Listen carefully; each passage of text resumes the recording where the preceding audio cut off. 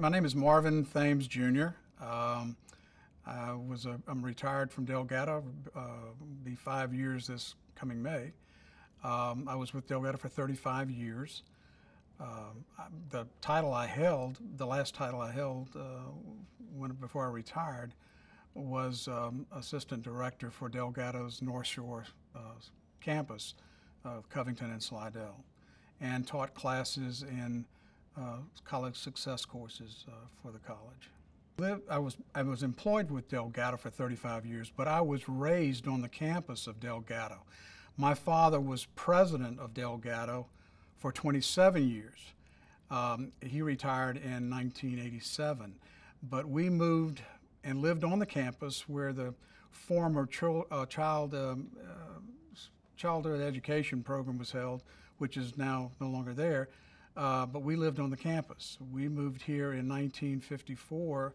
My father came here in 1952, commuting from Baton Rouge to New Orleans to be director of what it was called then Delgado Trade School.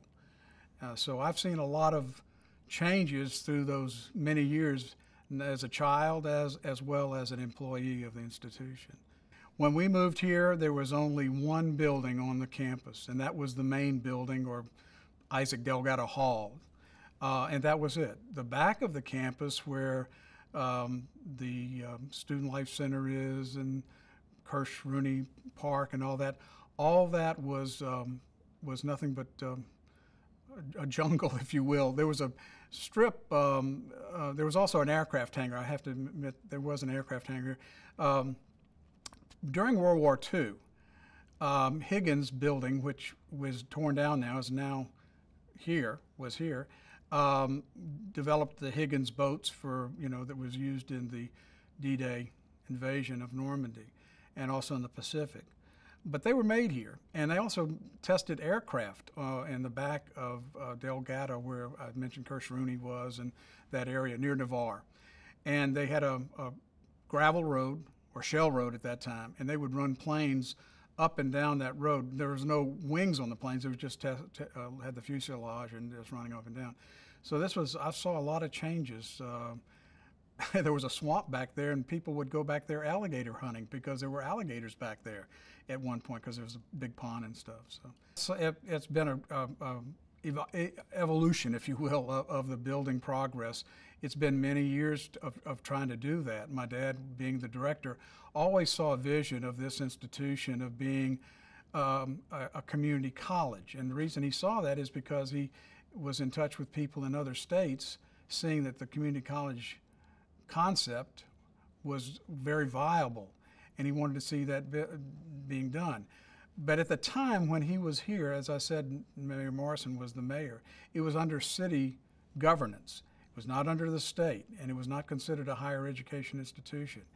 It was just more of a trade school, which would have been part of the elementary or secondary education programs.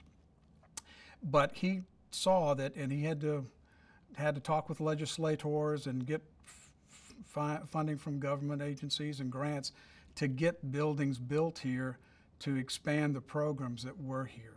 It's a funny thing, I was not hired by my father. I was employed. There was a federal grant that was established called the Higher Education Achievement Program back in the early 70s. And I had applied for a position in that grant. It was out of Atlanta, Georgia. And they had several institutions. Basically what they were doing is they were trying to get people who were non-traditional students to get into higher education avenues. A lot of servicemen who were coming out of Vietnam at that time. Vietnam was still going on, but it was toward the end. And they were looking for training for those soldiers and so forth. So anyway, I had applied for that position, not knowing where I would be sent. And it just so happened that I was placed at Delgado. And eventually the college, the stipulation was that the college would absorb that program and become an integral part of its educational programs. And that's where I started out with.